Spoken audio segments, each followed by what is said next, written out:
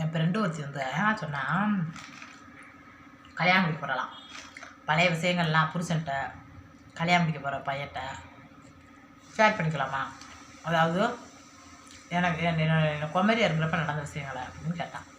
நான் ஒரு விஷயத்தை மட்டும் சொல்லிட்டேன், என்ன விஷயத்தை அதெல்லாம் ஷேர் பண்ணோம்.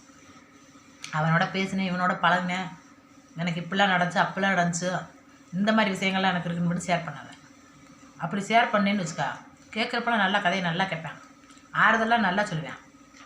கல்யாணத்துக்கு அப்புறம் அதையே ஊசி மாதிரி எடுத்து ஒவ்வொரு நாளும் உன்னை குத்தி குத்தி குத்தி குத்தி குத்தி குத்தி கொலை பண்ணிக்கிட்டு இருப்பேன்.